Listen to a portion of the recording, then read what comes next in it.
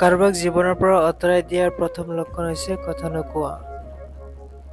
কাৰোবাক জীৱনৰ পৰা আঁতৰাই দিয়াৰ দ্বিতীয় লক্ষণ হ'ল বিজি আছো, পিছত কথা পাতিম। ইয়াৰ পিছত অজুহাতৰ কোনো অন্ত নাথাকে। জীৱনত কাৰো ওপৰত নিৰ্ভৰ নকৰিবা, কাৰণ প্ৰত্যেকেই এদিন সলনি হৈ যায় নতুন কাৰোবাক পালে। একপক্ষীয়া ভালপোৱাবোৰ এনেকুৱাই হয়, এজনে পাগলৰ নিচিনা ভাল পায় আৰু আন এজনে পাগল ভাবি মুঠো অৱহেলা কৰে। ৰাতি 12 বজাত তাৰ কথাই বেছি মনত পৰে, যিয়ে জীৱনত বাৰ বজাই গুচি যায়। চকুৰ টোপনিটো সিয়ে কাঢ়ি লৈ গৈছে, যিয়ে এসময়ত কৈছিল বহুত ৰাতি হৈছে, এতিয়া টোপনিত যোৱা। যিয়ে সঁচাকৈ ভাল পাব খোজে, তাৰ কপালত কেতিয়াও ভাল পোৱা নাথাকে। কেতিয়াবা সকলো সঁচা কথা জনাৰ পাছতো মনে মনে মিছাখিনি শুনিব লগা হয়।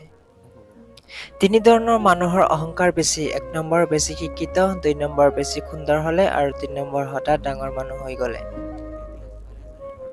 পৃথিৱীত সকলোতকৈ ডাঙৰ ভুল হৈছে কাৰোবাক পাগলৰ নিচিনা ভাল পোৱা।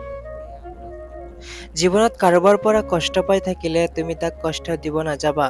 চাবা এদিন সেই মানুহটোৱে তোমাৰ পৰা পোৱা সুখৰ মুহূৰ্তবোৰ মনত পেলাই কান্দিব। বাস্তৱতা কি? বাস্তৱতা হ'ল তুমি যাৰ কাৰণে কান্দিবা, সি তোমাৰ কাহিনী আন কাৰোবাক শুনাই হাঁহিব। নিজকে এনেকৈ তৈয়াৰ কৰা যে যিয়ে তোমাক অকলশৰীয়া কৰি গুচি গৈছে, সিহঁতে তোমাক দেখি যেন আফচোচ কৰে। যদি কোনোবাই তোমাক ইগনৰ কৰে, তেনেহলে মন বেয়া নকৰিবা। মনত ৰাখিবা, দামী বস্তুৰ মূল্য সকলোৱে দিব নোৱাৰে। ভালপোৱা আৰু বন্ধুত্ব সঠিক মানুহৰ লগত হলে জীৱন সলনি হৈ যায়, আৰু ভুল মানুহৰ লগত হলে জীৱন শেষ হৈ যায়। পাৰফেক্টতকৈ পাৰমেণ্ট বহুত দামী, সেইটো বন্ধুত্বেই হওক বা ভালপোৱা। জোন আৰু বেলিৰ মাজত যেনেকৈ তুলনা নহয়, ঠিক তেনেদৰে জীৱনটোক আনৰ সৈতে তুলনা নকৰিবা। সৌন্দৰ্য কেতিয়াও মানুহৰ চেহেৰা বা গাত ৰঙত নাথাকে। সৌন্দৰ্য থাকে মানুহৰ মনত আৰু মানুহৰ ব্যৱহাৰত। মানুহ যিমানে চিনিব পাৰিব, সিমানেই অকলে থকাৰ ইচ্ছা বাঢ়ি যাব। হাঁহিয়ে সকলো সময়ত সুখৰ কাৰণ নুবুজায়, মাজে মাজে এইটোৱে বুজায় যে আপুনি কিমান দুখ লুকাব পাৰে। যিমান সময় তুমি আনৰ কথা হজম কৰিবা, সিমান সময় তুমি ভাল, আৰু যেতিয়া প্ৰতিবাদ কৰিবা তেতিয়া হৈ যাবা সকলোতকৈ বেয়া। জীৱনৰ সকলোতকৈ আপোন বন্ধু হ'ল আইনা। তুমি কান্দিলে সিও কান্দিব, তুমি হাঁহিলে সিও হাঁহিব, কিন্তু তুমি তাক আঘাত কৰিলে সি তোমাক আঘাত নকৰে, সি নিজে ভাঙি যাব।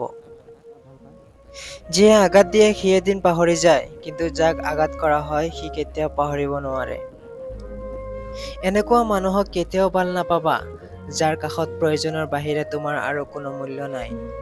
তাকেই ভাল পোৱা যিয়ে প্ৰয়োজনে অপ্ৰয়োজনে তোমাক প্ৰয়োজন অনুভৱ কৰে। গুৰুত্ব তাকেই দিবা যিয়ে তোমাৰ মূল্য বুজে।